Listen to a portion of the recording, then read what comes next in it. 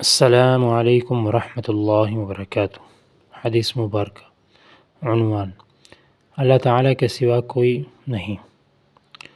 عبارت: وعنہ قال قال رسول اللہ صلی اللہ علیہ وسلم ان اللہ یقول یوم القیامۃ این المتحابون بجلالی اليوم اظلهم فی ظلی یوم لا ظل الا ظلی، رواہ مسلم۔ ترجمہ: حضرت ابو ہریرہ رضی اللہ تعالیٰ عنہ بیان کرتے ہیں، رسول اللہ صلی اللہ علیہ وسلم نے فرمایا، بے شک اللہ روز قیامت فرمائے گا، میری عظمت اور تعظیم کی خاطر باہم محبت کرنے والے کہاں ہیں؟ میں آج ان کو اپنے سائے میں جگہ دوں گا، اس دن میرے سائے کے سوا کوئی سایہ نہیں، رواہ مسلم۔ مشکوٰۃ المصابیح، حدیث نمبر 5006۔ اس حدیث مبارکہ کے اندر حضور علیہ السلام نے ارشاد فرمایا کہ جب قیامت قائم ہوگی تو اس وقت میری عظمت اور تعظیم کے خاطر جو مجھ سے محبت کرنے والے ہیں تو اللہ پاک فرمائیں گے کہ وہ کہاں ہیں؟ میں آج ان کو اپنے سائے میں جگہ دوں، اس دن میرے سائے کے سوا کوئی سایہ نہیں۔ تو اللہ کی محبت باہمی محبت ہے، اور اللہ کی محبت کے سوا دنیا میں کسی کی محبت سچی نہیں۔ ایک ماں اپنے بچے سے محبت کرتی ہے، بچہ رو رہا ہو تو ماں سے برداشت نہیں ہوتا کہ بچہ رو رہا ہے، تو وہ اس کو چپ کروانے کے لیے بہت کچھ کرتی ہے، اس کو خوش کرنے کے لیے اس کی ہر لاڈ کو پورا کرتی ہے۔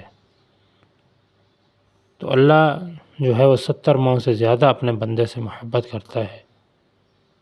اللہ پاک چاہتے ہیں کہ میرا بندہ میرا بن کے رہے، میری بندگی کرے، مجھے یاد کرے۔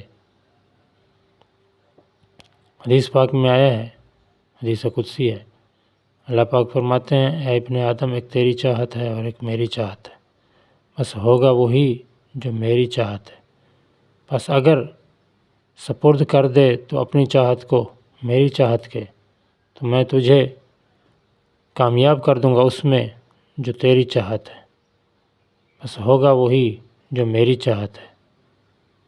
اگر تو نے نافرمانی کی میری چاہت کی تو میں تجھے رسوا کر دوں گا اس میں جو تیری چاہت ہے، بس ہوگا وہی جو میری چاہت ہے۔ تو اللہ کی چاہت اور منشا پر جب ہم چلیں گے، اللہ کے احکامات پر چلیں گے، تو اللہ پاک ہمارے ہی زندگی میں، ہمارے معاملات میں آسانیاں پیدا فرما دیں گے۔ ہمارا ہر عمل جو ہے وہ اللہ کی رضا مقصود ہو، چلنا پھرنا اٹھنا بیٹھنا جو ہے وہ اللہ کے احکامات اور حضور صلی اللہ علیہ وسلم کی سنتوں کے مطابق ہو، تو زندگی بھی خوشگوار ہو جاتی ہے۔ اس لیے ہر وقت اللہ کو یاد کرنا، اپنی پریشانیاں مصیبتیں اللہ کو ذکر کرنا، اللہ سے رو رو کر مانگنا اور اللہ پر توکل کرنا، یہ اللہ کو بہت پسند ہے جو اللہ سے مانگتا ہے۔ ایک حدیث میں ہے کہ جب تہجد کا وقت ہوتا ہے، اللہ کی ذات پہلے آسمان پر جو ہے اپنے عرش کو استوا فرماتی ہے اور یہ اعلان کرتی ہے کوئی مانگنے والا کہ جس کی میں حاجت پوری کروں، ہے کوئی مانگنے والا جس کی میں ضرورت پوری کروں۔ تو اللہ کی ذات اتنی بڑی ذات اپنے بندے سے محبت کر رہی، اور یہ پکار کر اللہ کی ذات کہہ رہی کہ ہے کوئی میرا بندہ جس کی میں حاجت پوری کروں، اور بندے جو ہیں وہ غفلت میں سو رہے ہیں، غفلت کی نیند میں اپنی زندگی غافل کاموں میں گزار رہے ہیں، اللہ کو یاد نہیں کر رہے۔ تو بتائیں کہ آنے والے جو مراحل ہیں، آنے والے جو لمحات ہیں، وہ کیسے ہمارے لیے آسان دہ ثابت ہوں گے۔ تو اس لیے اللہ کو یاد کر لیں۔ ہم مسلمان ہیں، ہمیں مرنا ہے، ہمارا عقیدہ ہے کہ یہ زندگی فانی ہے، کیونکہ اللہ رب العزت نے ارشاد فرمایا کل من علیہا فان، ہر چیز فنا ہو جانے والی ہے۔ تو اس لیے میرے بھائیو، فکر کریں آخرت کی، قبر کی۔ دنیا میں آئے ہیں تو دنیا جو ہے یہ دارالاعمال ہے، اور آخرت جو ہے وہ دارالجزا ہے۔ اس لیے اپنے اعمال بہتر بنا لیں۔ رب تعالیٰ سے دعا ہے کہ جو کچھ کہا گیا اللہ پاک ہمیں ان باتوں پر عمل کرنے کی توفیق عطا فرمائے۔ وآخر دعوانا ان الحمد للہ رب العالمین۔